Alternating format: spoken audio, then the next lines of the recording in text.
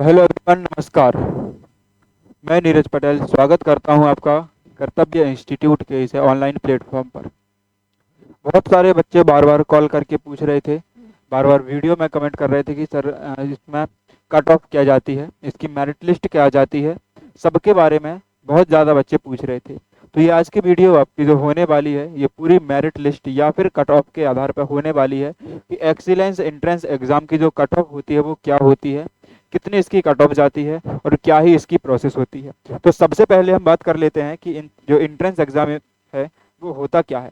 हम बात करेंगे एंट्रेंस एग्ज़ाम की।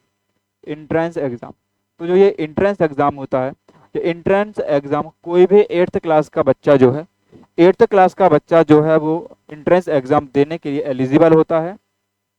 अभी इसके फॉर्म भर रहे हैं और लास्ट डेट इसकी 10 फरवरी है।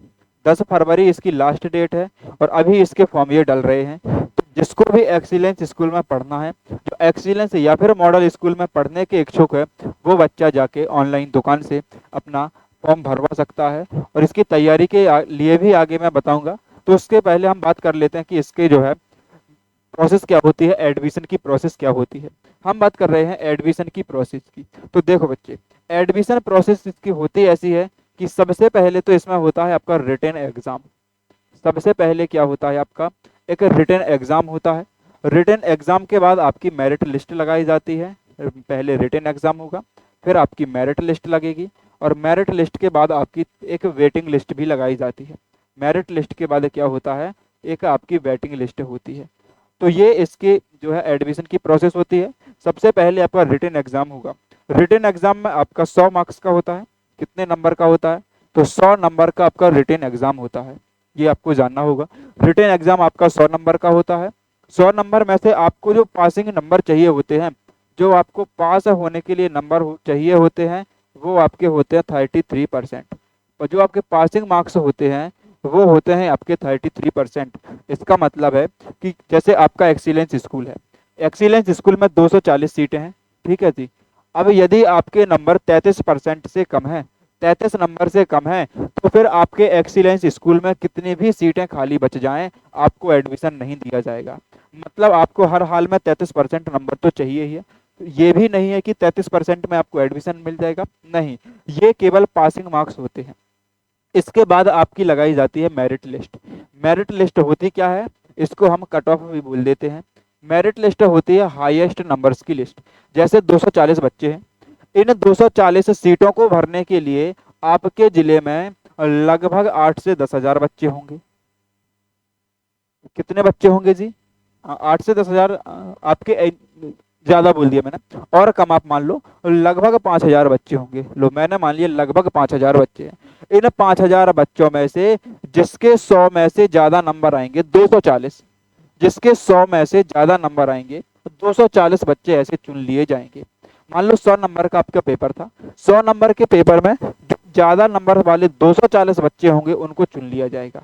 ये आपकी मेरिट लिस्ट होती है। उसके बाद आपकी वेटिंग लिस्ट लगती है। और वेटिंग लिस्ट कब लगती है, तो भाई ये वेटिंग लिस्ट तब लगाई जाएगी जब मान लो इन 240 बच्चों में से 8-10 बच्चों ने एडमिशन नहीं लिया। प्रत्येक वर्ष ऐसा होता है कि 240 बच्चों में से 10, 15, 20, 25 बच्चे एडमिशन नहीं लेते हैं, ठीक है जी। तो एडमिशन नहीं लेंगे तो फिर एक्सीलेंस या फिर मॉडल के पास सीटें खाली बचेंगी, और जब सीटें खाली बचती हैं तो सीटों को भरने के लिए लगाई जाती है वेटिंग लिस्ट। और वेटिंग लिस्ट और मेरिट लिस्ट में ज़्यादा अंतर होता नहीं है, 5-6 नंबर का अंतर होता है, ठीक है जी। मुझे लगता है कि आपको ये समझ में आ गया होगा कि मेरिट लिस्ट क्या होती है और वेटिंग लिस्ट क्या होती है। अब मैं आपको बताता हूँ कि जो इस वर्ष की मेरिट लिस्ट है, इस वर्ष की कट ऑफ जो है वो कितनी जा सकती है, ये कि केवल अनुमान है पिछली साल की कट ऑफ देखने के बाद। मैं दिखाता हूँ आपको कुछ जिलों की कट ऑफ। जैसे यहाँ पे मैंने डाला जिला, सबसे पहले मैं देखता हूँ भोपाल की। तो भोपाल में जो आपका अनरिजर्व कैटेगरी है, मतलब जो सामान्य वर्ग के छात्र हैं, उनकी कट ऑफ भाई 60 गई थी। 60 नंबर में अनरिजर्व वालों का जो है मेरिट में नाम आ चुका था, एडमिशन के लिए इनका नाम आ गया था। एसटी की यदि मैं बात करता हूं तो 54 नंबर पे, और आपकी एससी की बात करता हूं तो 48 मार्क्स पे, और आपकी यदि ओबीसी की बात की जाए तो 58 मार्क्स पे यहाँ पे क्या हुआ था, इनका मेरिट लिस्ट में नाम आ गया था। अगर हम भिंड जिले की बात करते हैं तो भिंड में यूआर आपकी 60 नंबर पे थी। यहाँ पे ओबीसी आपकी 55 मार्क्स पे रही। एससी की यदि हम बात करते हैं तो यहाँ पे एससी की कोई भी कट ऑफ नहीं मिल पाई मुझे।